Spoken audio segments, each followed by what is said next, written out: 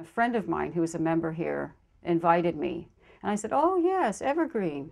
When I came, I knew that this was the church for me. It's not an exaggeration to say I have a strong background in biblical studies and in ministry, in intercultural ministry, and I just find that so much of what I experience here resonates with what my own understanding is of the kingdom of God and what it means to be a Christian. I felt like a churchgoer. I went to church on Sunday, then I went home, though I didn't really feel like I belonged. I mean, I went to that church, but that was pretty much it, besides saying that. Here at Evergreen, on the other hand, I feel like in my short time here, I've been plugged into so many different things. I'm part of Passage and branches, and I'm helping with the tech team here, and I'm part of a soccer group, so I just feel like there are so many ways to get involved at Evergreen, and it makes me feel part of a community. The reason why I kind of stuck here with Evergreen was because about a month or so after my good friend became baptized, I had been coming to Sunday church, and then I just had been sitting here listening to the sermons and then just really trying to figure out my own faith, because at that point I was agnostic. So eventually there was a point where Pastor Ken had a pastor, I think a pastor call, or just a call, and this was on Palm Sunday.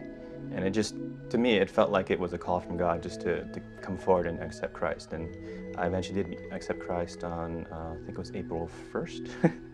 So that was the biggest reason why I kind of stuck here and stayed with Evergreen. Was this is, where I became Christian. Yeah, well, it is easy to get lost in a large church. I consider Evergreen to be a massive church compared to everything I've been to.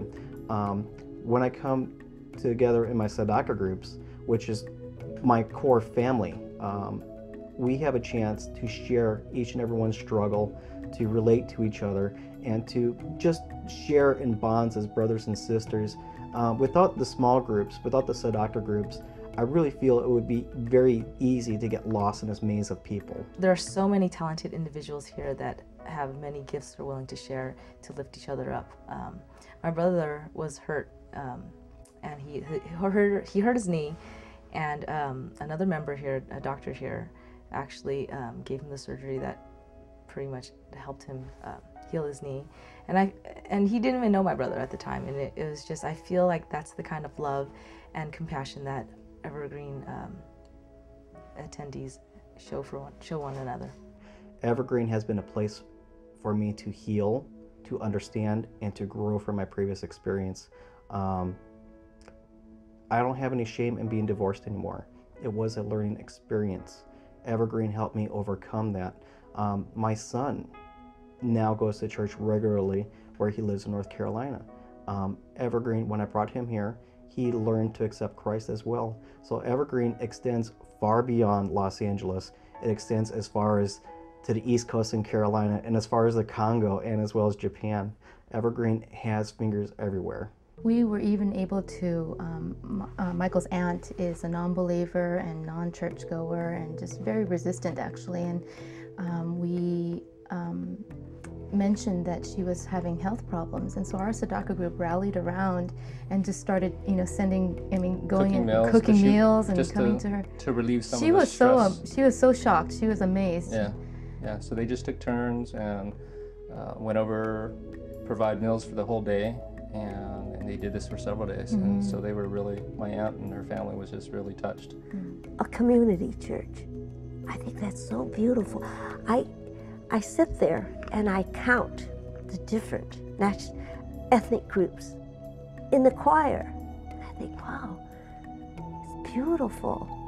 Although it is predominantly Asian American, I find that you do have a diversity both in race, in thought, and just in a lot of different just cultural things. And I think that will be that has been a blessing to us. I think that will be a blessing to our children. And I think that's part of why it's so great to be at Evergreen. I found Evergreen because my son attended Boy Scout here. That I knew this church is very special, especially for children.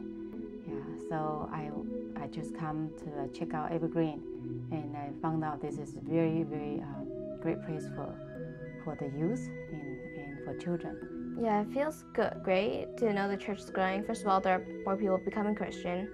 Second of all, there are more kids to hang out with, so I have even a better time. The Faith Village is kind of the next step, and the Faith Village is really the completion of the original idea of creating a campus where people can come and commune and fellowship and worship. And so I see this as kind of as the next step in bringing forth Ken's vision, or bringing forth the vision of the church, which is creating that kind of atmosphere. And so sure, you could probably do it with the current facilities, but I think it's really at a point where we need to step up and embrace the vision.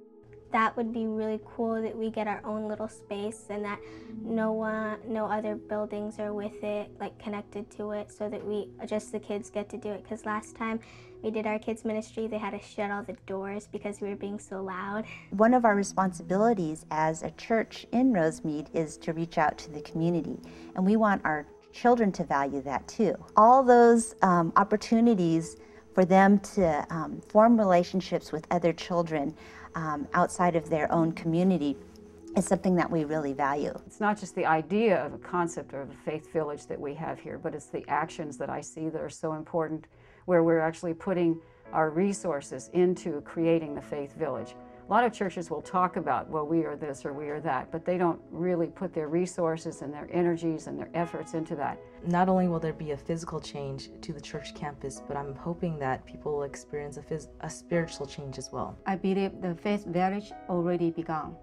When I first here, I really saw it already. And it continued to work, and I see God's almighty hand on that. And I'm so privileged, we are so privileged to call God's workmanship to expand His kingdom, and I'm very excited about that.